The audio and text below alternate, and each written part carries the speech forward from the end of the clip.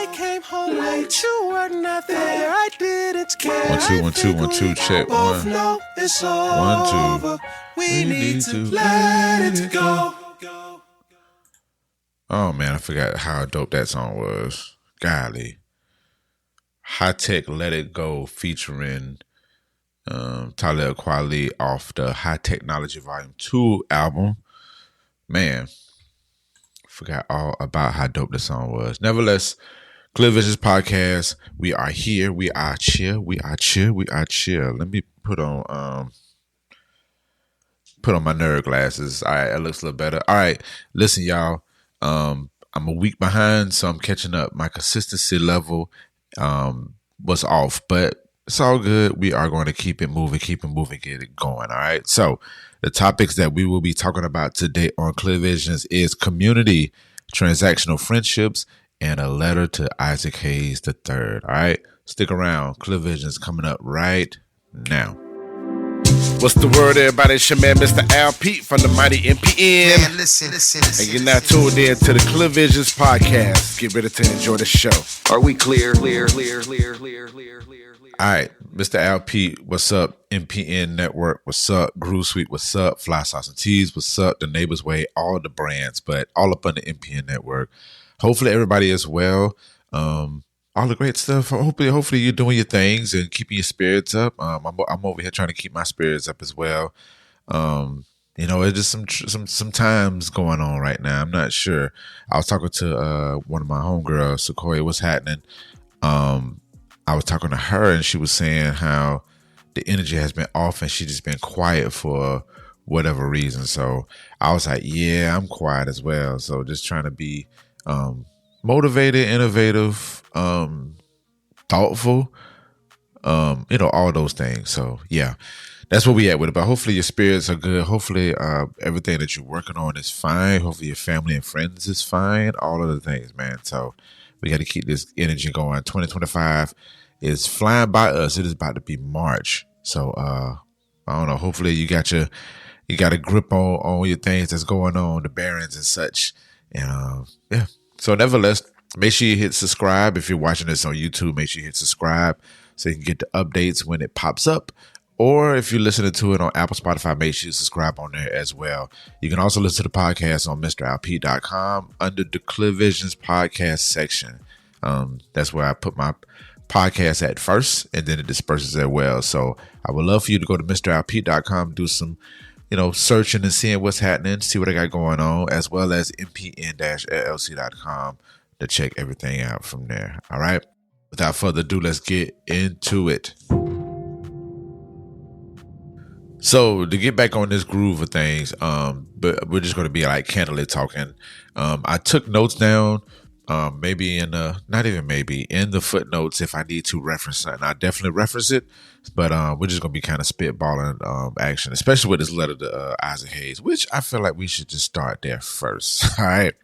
I guess I'll cut my music on real quick. All right. This is just another pebble in the ground or in the water of opinions that are flying around about said topic or whatever. So I'm not really expecting for my opinion to be held at this high rate, but I'm just going to share my thoughts on it. Okay. So I was doing research. I saw it online. Where did I see it? I saw a video. Somebody posted a video on Threads referencing Francesca Ramsey. My apologies on jumbling over that, because all her videos that she's been saying, she's been like, you've been spelling my name wrong. So I understand the importance of people's names. So Francesca Ramsey, respects to you, ma'am. So videos was coming out saying that Isaac Hayes III was in her DM about being a voice of Fanbase, which Isaac Hayes III is the founder, owner, whatnot, of Fanbase. It's another social media app that offers a investment of $3.99. But at the same time, too, it is catered, and this is just from outside looking at it, it's catered for Black folks to own their content. and I might be saying that wrong. It might be for everybody, but I know Isaac Hayes III promotes the fact that, we can own our content, have our own social media platform, something, for us, by us type of mantra. So apparently something was said. Francesca Ramsey said something back. I feel like I'm still trying to analyze it, but I got a little bit of it last night. But with all that being said, they're going back and forth online about the disrespect and all that other stuff. So apparently Isaac Hayes III pulled up a picture of her ex-husband, which is white, and kind of made the point to say, you're not really black because you had a white husband. Other things were stated. I did join the room in fan base yesterday when he did a live audio room and was speaking on the situation. Within that room, he used an example of Drake being whatever. Nevertheless, let me just get to the core of it. Isaac Hayes III. I and other people would like to support you because it is a black platform made by a black person, black owned business, all other things. Would love to.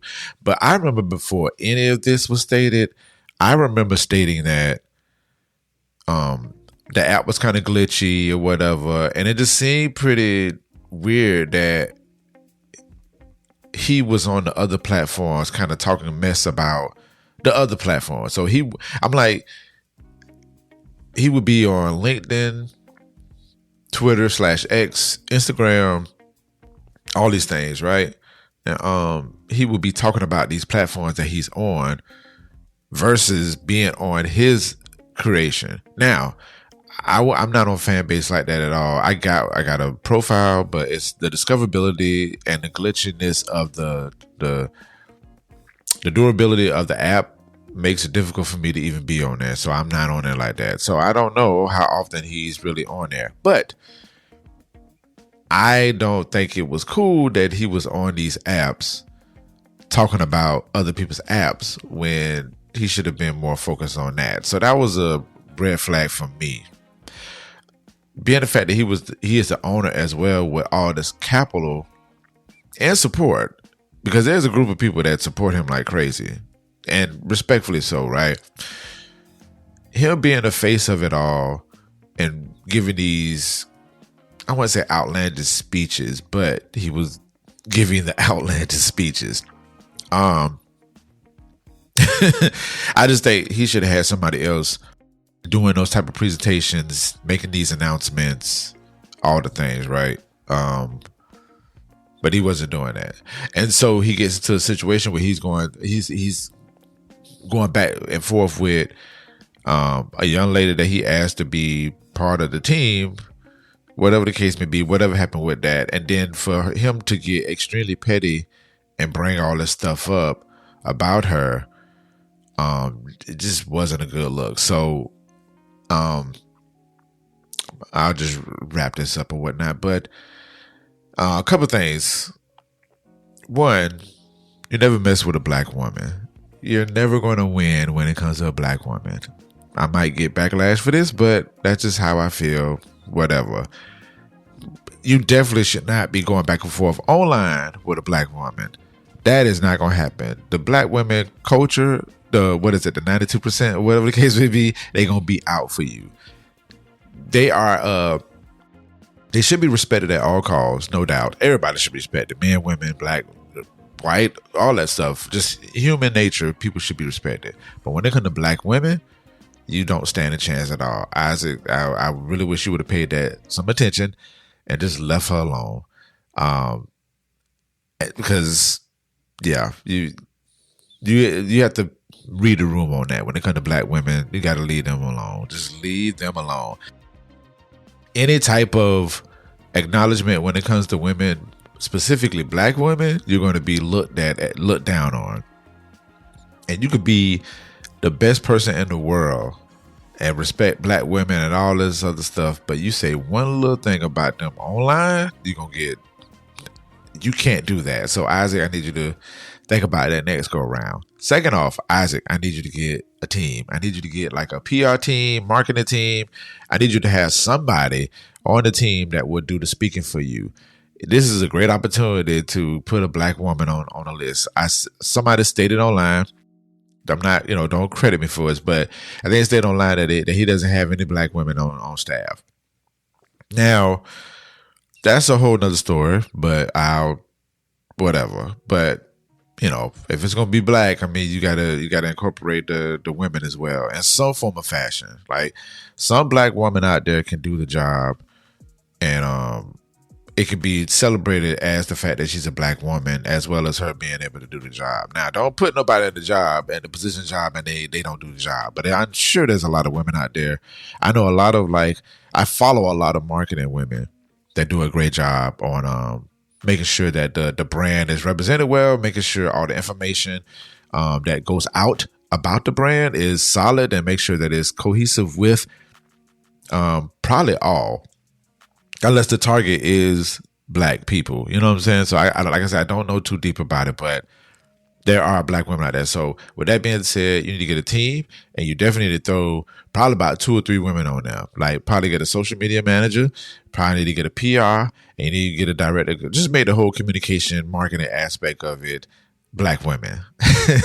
Because even just learning from me learning in this space, the communication marketing space, it just seems like it's kind of ran by women. So they know what the deal is. And, unfortunately, I'm not going to argue with them because they ain't do nothing to me, but that might be the plug-in. And then the last thing that I'll say, Isaac, is I guess I'll say do right by your people. So I think when I say that, I mean, I can broaden it multiple ways, but just do right by your people, man. I mean, we need to be an example of greatness, and showing, going back and forth with somebody, what I'm saying? We're going back and forth with an individual, let alone a black woman that is, has some notoriety, all this stuff, right? It's just not a good look. It's just not a good look. So the morals that exist, the vision, that all affects like the vision, the goals, and I'm talking like this guy don't know this. I mean, I don't want to I'm not disrespecting him at all or belittling him at all. I'm just saying, do right by your people and just read the room, man. Just read the room and and see what the deal is. And last thing I throw in too is, man, like, just put your all into Facebook fan base. Don't worry about no other apps. Don't make no more videos about you over here in TikTok and that, like, kind of making people feel like that like they should know what's going on, and they probably don't. Like, this is the time to educate them, but educate them from a fan base standpoint, like not necessarily knowing about TikTok or whatever. Now, if you want to use that as reference, find a better way to do that. Go to the communication team and have them develop a message that will be clear for everybody, so it won't seem like you're just on these apps talking down about it. All right. So that's just my dear letter to Isaac Hayes III. All respects to you, sir. I feel like you have a great thing going. But I've always been like, yo, he needed a marketing team. He needed a team, but he needed a team that's going to focus on the message. And then maybe he needed to get deeper into like the tech aspect of it. I don't know, but I don't like to see these type of things happen. So, all right, next topic at hand is community. Real big on community. I think about this often, probably more than often, but we're going to talk a little bit about it. We're going to just hit a little cliff note on it. Real quick before I get into it, I will be at the Dripping in Black Retreat. Speaking about community, I'm doing a presentation on it. Hopefully, I'll be able to add it to YouTube. I got to get permission and whatnot, but that is March 7th through the 9th in Detroit, Michigan. Make sure you go to drippinginblack.com for more information. It's still time to get online tickets as well as tickets to be in the building. So I'm going to be doing the communication part. So I will make sure to share. I'll be sure to share that with y'all about the community Community. Tongue twister for some reason. But nevertheless, let's get into it. I saw an interview with Ashley Allison. She has Water and Hole Media. I saw her on Breakfast Club, and her interview was actually good. I really enjoyed it. About to follow her. Wasn't familiar with her. She's a CNN commentator as well, but she was talking about being in community. Like, what's the solutions? DJ Envy asked her about what needs to be done for the solutions in regards to politics and just the state of the culture, all of that. So I just want to play a little clip of her interview, which she mentions about community. We always talk about the problems, right? What are the solutions? What can people do to try to stop this or to try to curve it? Like, what can people do? Because a lot of people listening and be like, we know the problems. Yeah. We know we got to deal with the next 4 years. We see it happen in the last 8-9 days. But what can we do to stop it? What's the solution? Yeah, I think being in community is the most important thing, right? Like sitting by yourself and spiraling and doom scrolling. One of the things the coolest thing that is happening right now, y'all following Hillman Talk on TikTok? Okay. So this is why I love Black women. Like, we the 92% supposed to be sitting down chilling, and we done created a whole HBCU online on TikTok in the last 7 days. Yeah. So a Black professor, she put a video out about African American Studies class for her 36 students. Mm-hmm. It is now a place where 20 plus PhDs, all Black folks teaching African American studies, teaching the art of resistance, teaching economic power. That's self-organizing, right? I think right now, one of the things our people have been through many, many things. And one of the best things you can do right now is to educate yourself on how to sustain oppression. So find yourself in community and educate yourself. I'm not going to take a stance on the boycotts right now, but I do think our economic collective buying power is very important. There's a lot of conversation about boycotting companies who are getting rid of DEI. Mm-hmm. I think boycotts are hard, but boycotts can be used strategically. And if we as a community really put some strategy behind it, it could be effective while we're still helping Black businesses and entrepreneurs thrive. And then I think we got to have some tough conversations, y'all. Yeah, and the hardest part about it is like getting people motivated to do it and activating people to do it. You know what I'm saying? Like, cause like I'm 32 and a lot of people in my generation, they don't care. Yeah. You know what I'm saying? They care, but they don't care enough to like, if it don't affect them directly, like right now, they not doing nothing. How do you properly educate, properly activate people to listen and really care about their lives? Why would you wait till something happened to you when you know you can do something, like you said, stand with a community to help prevent it in any type of way? I hear you. And how do you activate people? It's hard. If it was easy, like, we wouldn't be here. Yeah. Honest to goodness. Like, if it was, and I think that people honestly deserve to have a sense of like, it don't matter, right? But I always say,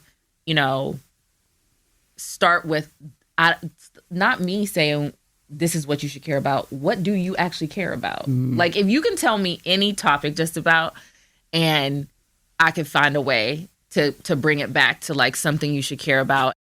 All right. So that was Ashley Allison with her point about community. And even Jess Lara has made a great point about like, how do you activate these, how do you get people involved? Because a lot of people just walk around, they don't care. My word for that would be like desensitizing. I think we're just so desensitized to everything. Social media has, in my opinion, has played a role in that. But I mean, not a major role, but it's one of the important roles that is played for this desensitizing. Just everything that's going on. You're just like, all right, well, this person's going to pass away. Like, we all going to pass away, so be it. Let me just YOLO this thing out or whatever. And in the midst of that, a lot of these situations are happening to where we can be talking to people who are true experts. It's a lot of people I know that are like really big on community and want to make sure that community is straight. I don't care if it's a music community. I don't care if it's a hospitality community, a book community, whatever the case may be. Somebody in these in these communities, one of these people have the policy, procedure, methods, has the bright idea to to bring up this community a little bit further than what it is. And it's like now it's all about me, and let me YOLO to where a lot of people just forget about the fact that community definitely plays a role. And even if you haven't been in a form of community in some form of fashion out of your whole life, it's communities out there that are like wide open to where you should be like, you know what? I want to get around the same type of people that love the same type of shopping habits, or go to the clubs or whatever, or patronize Black people, whatnot. But a lot of people just don't utilize the whole community aspect of it. And this world has definitely became this situation where everybody want to do what they want to do, or they do. It's all about me. I'm gonna do me. But it's like we just work so much better when community is involved, or when community is in place. And I just want people to think about the fact that, community definitely works. And the situation that we're in right now, just from a worldly standpoint, we definitely need to be in some very structured communities. Now, the other side of that is making sure that you in the communities and they're being effective to the people. Do right by your people, right? So I want to reference Adriana Sequel. Shouts out to my sister. She made a blog post. It was titled "We're Too Damn Convenient for Community." The beautiful read. It's a beautiful, beautiful read on Substack. Go look in the notes. I'll make sure I reference that. But please go read that blog post. She comes from a pure heart when she talks about the community aspect of it. I'm going to read a little bit of it. It says, establishing community isn't just about ways to help alleviate your loneliness. It's not just about connecting with others on a shared belief or goal. It requires intentional work from all its members to ensure that the community thrives. Our ancestors understood that creating community requires inconvenience. Oh, this is where it gets good. All right.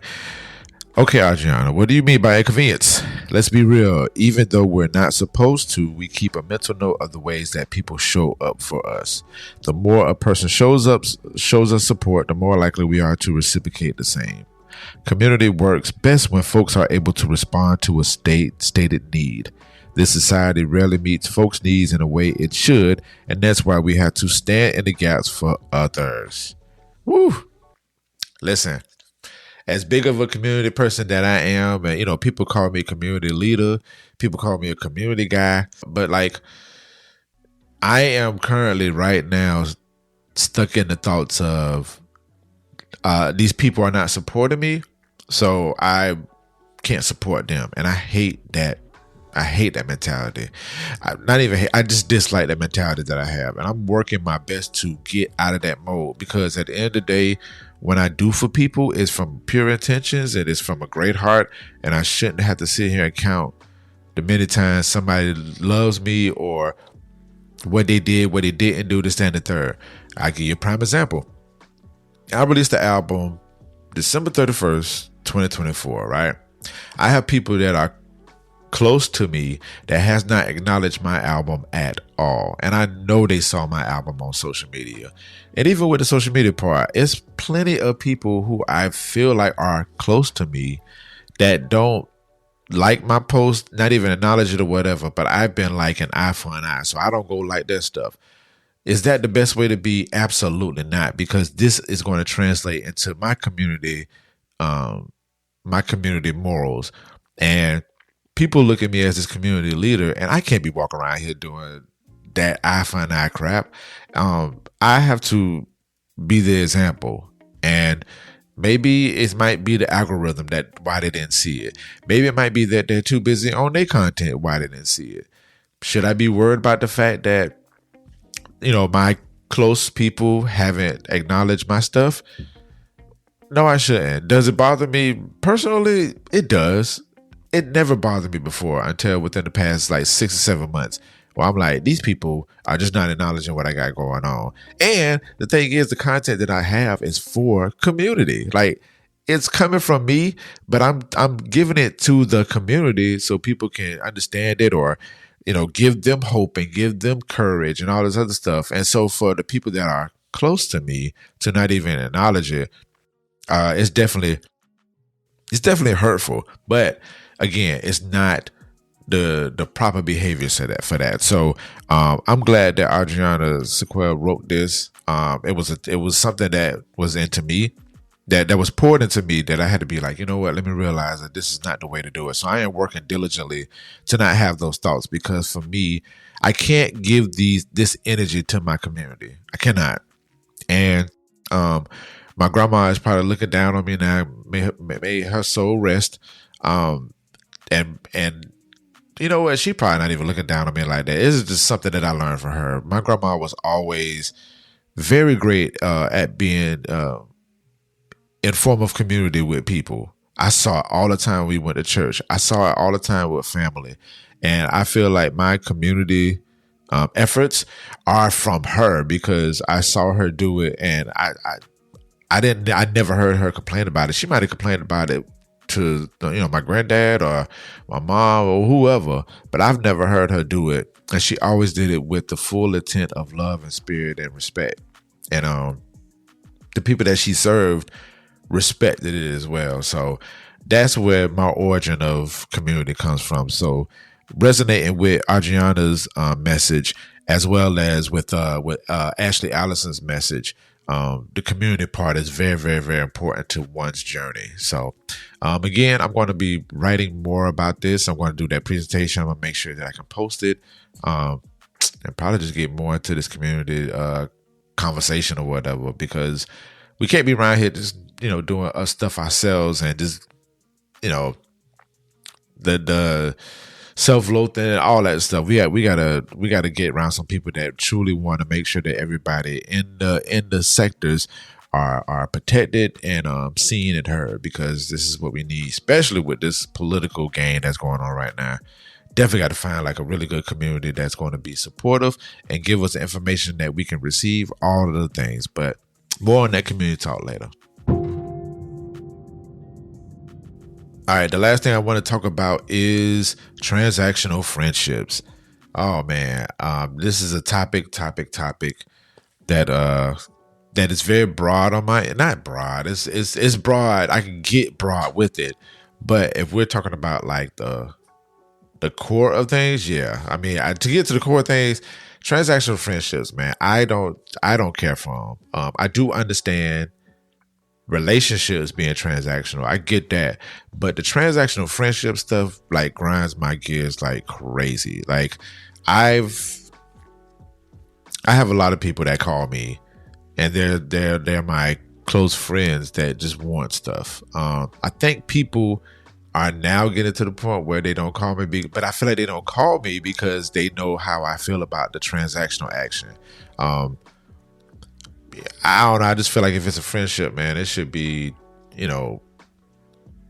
as many times as you call somebody to want something, it should be a little bit more of the fact when you call them just to see how they doing. Simple as that. Just find out how they doing. Check on them. Make sure they're straight. You shouldn't call people all the time when you want something. And it made me think about this.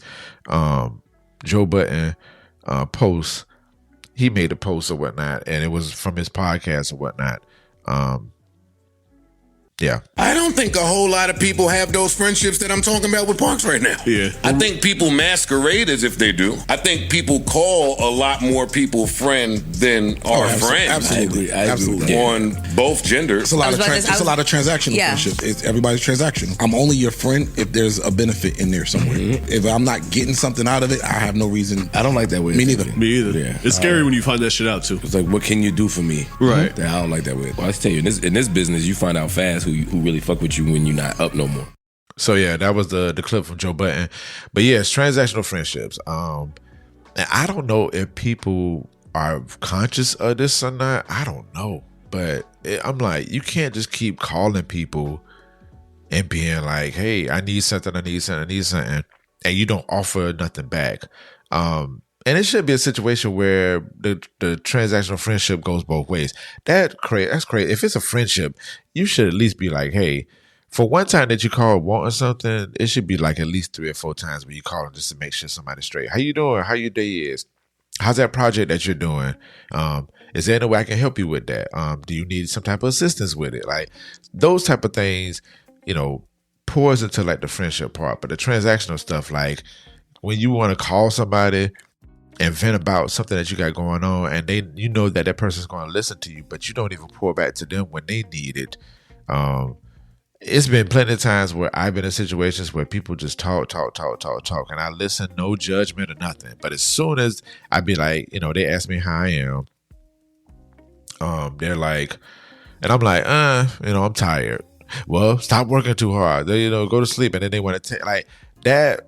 That's a form of transaction to me as well. Like you should be be there for people, and I ain't gonna say accept them for what they are, but yes, accept them for who they are, what they are. But I mean, all the whole transactional part of it is just it gets overbearing, man. And I think people just are not aware that they're doing it. Like they're just like, okay, well, I can call this person because I know this person's gonna listen to me, and it's like, no, like.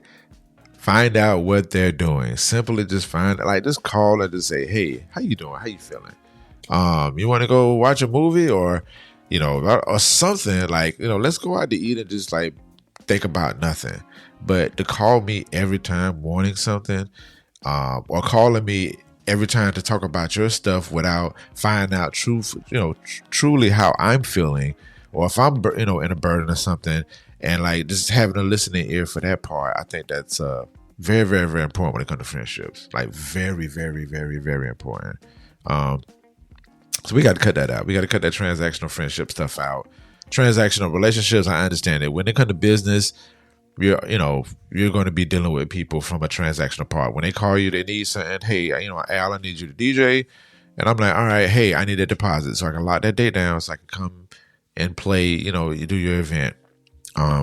So I wouldn't necessarily say that transactional relationships is like this bad thing, but transactional friendships, oh my God, like people, we got to be a lot better, man, from a humane standpoint. From a humane standpoint, we gotta care. I don't care how little or big it is. We have to care.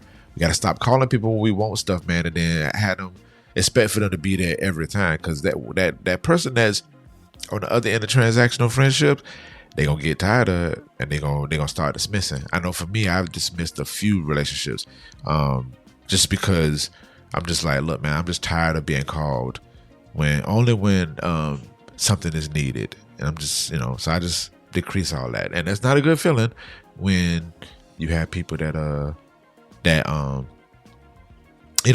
don't want to deal with it anymore, because you think you're in a regular friendship, and that other person you had the transactions with and cut you off, and you wonder why they ain't pick up the phone, and they got a whole other bunch of friends and all that stuff. So yeah, so that's my deal with the transactional friendships.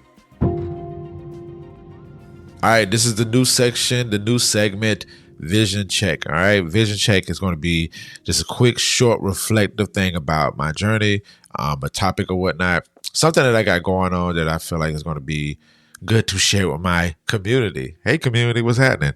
So yeah, Vision Check.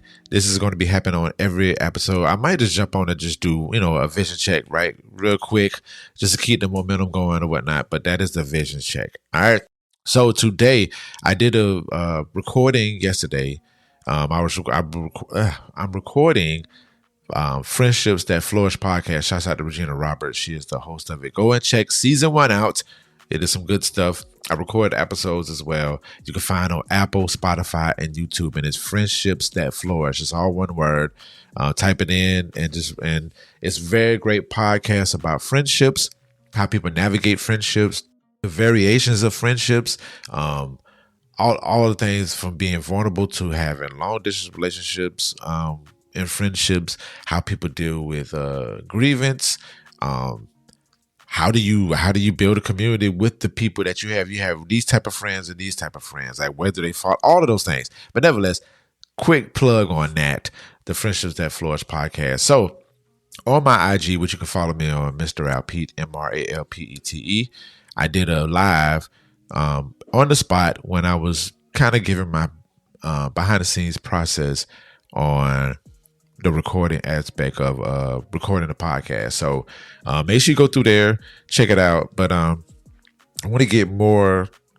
I want to do more behind the scenes or whatever with me recording, and I kind of explained like the difference being in a small room versus the big room from an audio standpoint. I showed the gear that I was doing. Regina pops up on the video as well. But nevertheless, I did it behind the scenes on that. So I want to show more of that because I want people to understand more about the podcasting aspect of it, the audio part. I am very big on the audio part. Very, very, very big on the audio. The audio has to be crisp. So I take pride in that. So I just wanted to show the gear that I use and my methods, my thought process on how I go about doing my recording. So that's the vision check. So check it out. So you're going to see more audio clips from me, like how I do things, how I pivot, how I make, how I advance the situation I'm in, like make the situation bigger, make it more relative, all those things. So that's coming. So make sure you go to Instagram and check that video out. It's a live video, all that great stuff. All right, we are done. Thank you so much for hitting play. Hopefully you enjoyed this episode of Clear Visions Podcast. I'm about to say Vision Check, and it's Vision Check. I'm trying to say Visions Check, but it's Vision Check. But nevertheless, thank you for watching Clear Visions Podcast. You can listen to the audio. If you listen to the audio now on the video, you can listen to it on Apple and Spotify. But you can go to MrLP.com/Clear Visions Podcast to check it out. All right. Be good to yourselves. Oh, before I get my quote, I'm sorry. Please make sure you go follow the MPN Network, MPN Management on Instagram, Threads, the YouTube channel. Make sure you go follow that as well. Make sure you go to mpn-llc.com and see what they got going on there. Subscribe to all the things that you can, please. We greatly appreciate it. Share it with your folks that you think will like, general conversations, coming from me, the artist, Mr. Alpete, and the admin side as well. But make sure you follow MrAlpete.com. Make sure you follow Mr. Alpete on all the things. Threads, Instagram, Facebook, wherever you find me. But go to MrAlpete.com. It'll take you everywhere. Go to mpn-llc.com and it'll take you everywhere. All right? Until next time, be good to yourselves and be good to others. I'm out of here, y'all. To the top. Clear Visions Podcast was produced and engineered by myself, along with the intro and outro music. Subscribe to this podcast that's available on MrAlpete.com, mpn-llc.com, and on all podcast platforms. Thanks for listening, everyone. Building but becoming. To the top.